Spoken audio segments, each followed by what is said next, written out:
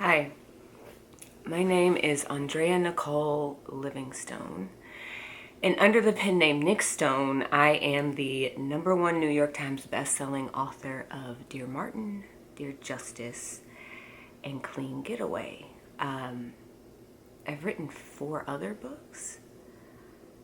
I have a cover dropping tomorrow, February 9th, 2021, for an 8th book. But I only named 3 of them because Dear Martin, Dear Justice, and Clean Getaway are the 3 of my books that sell the best. Not too long ago, I got a 6-figure royalty check for Dear Martin. And Clean Getaway has almost earned out. Dear Justice is performing very well. But the thing that these 3 books have in common is that they all address American racism in some way, shape, or form. I've written books about the little sister of the Black Panther for Marvel Comics. I've written a book about questioning and teenage sexuality. I've written a book about economic inequality. But the thing it seems people want to read about and keep reading about and keep reading about is racism. Tonight, I watched the film American Skin. And seeing that opening scene, which involves an officer-involved shooting, a kid is killed, unarmed black kid is killed in an officer-involved shooting. And it's like the number of times I've seen that scene.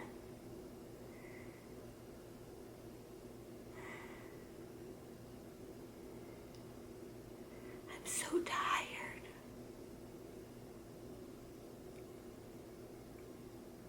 I'm so tired. It kills me.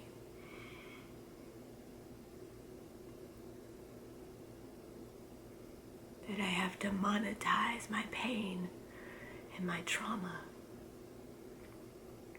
The reason that I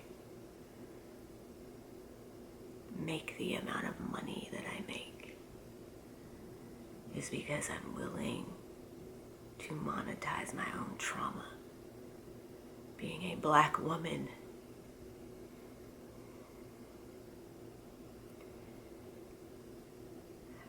a black wife to a biracial man, but he codes black, a mother to 2 black sons. My older son, he's 8 years old, and he's light-skinned, and he's kind, and he's gentle, and I'm not worried about him. But my younger son is 4, and he's a spitfire. You gotta work real hard to earn my 4-year-old's love. And if you hurt his feelings, or you do something that he doesn't like, he's gonna let you know about it. And after watching that movie, thinking about my own work, I am so deeply afraid for my baby.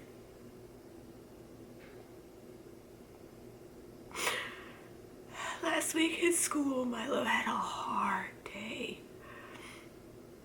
And it's understandable because, since this pandemic started, home has been a tricky place. But my little guy was having a hard day. When he gets upset, he gets very angry, and he'll cover his ears. He doesn't want to hear what you're saying. Sometimes he lashes out. I got a message from his teacher telling me that she called me. She told me that he had lashed out and he had kicked a chair. I'm so thankful that my son has the teacher that he has right now. A teacher who is kind. She's white, but she's kind. She is compassionate, and she sees through my baby's shell. But what I'm continuously reminded of, even by myself, by the things that I constantly talk about, is that not everyone is going to be willing to see through my baby's shell. To write Dear Justice, I spent months visiting juvenile detention centers across the United States.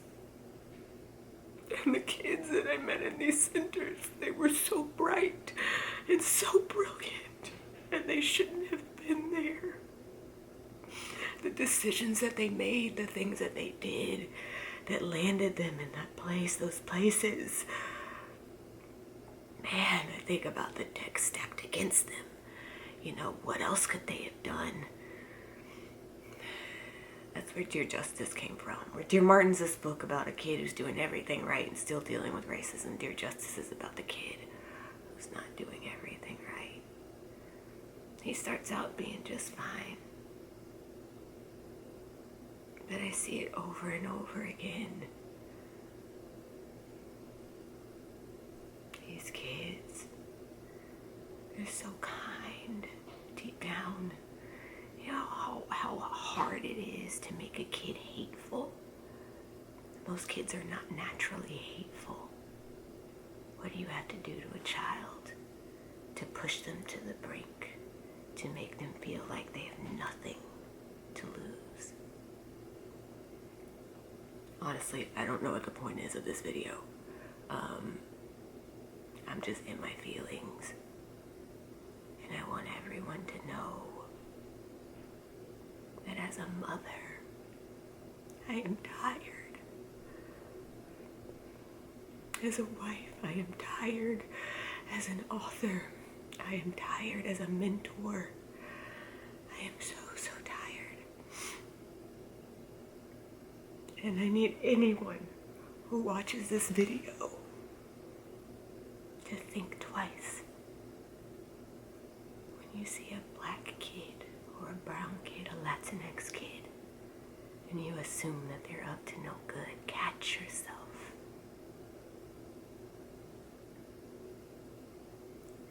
These kids, they want the same thing that I do. They want the same thing that you do. And their desperation comes from this place the same way that mine does. They want to love and they want to be loved. It's the most basic human longing and one of the most basic human necessities.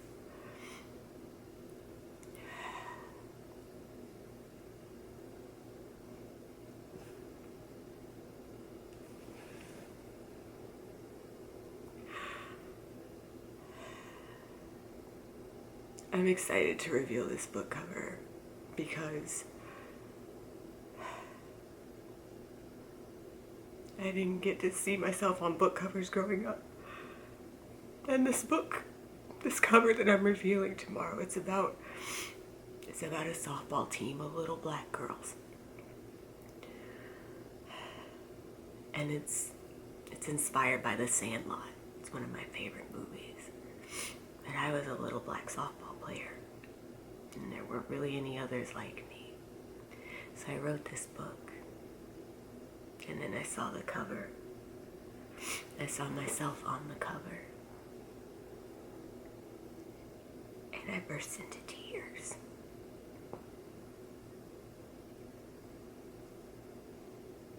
My message to all of you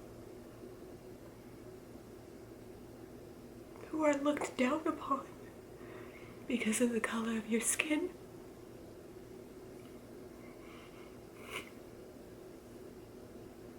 All of you who have made, maybe you've made a bad decision or two, or maybe you haven't, maybe you're doing it all right, maybe you're doing your best to do everything right. Whoever you are, I am here to tell you that even though I am exhausted, I am proof that you can put yourself in the spaces where you do not exist.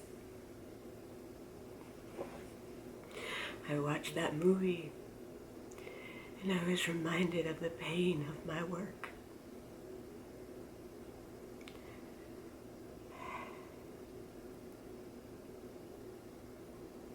But I'm also reminded of the power. And I want you all to recognize that you have power. You have the power to create. You have the power to decide who you're going to be, how you're going to present yourself to the world. And I think most important of all, you have the power to decide what you believe about yourself, no matter what anybody else has to say.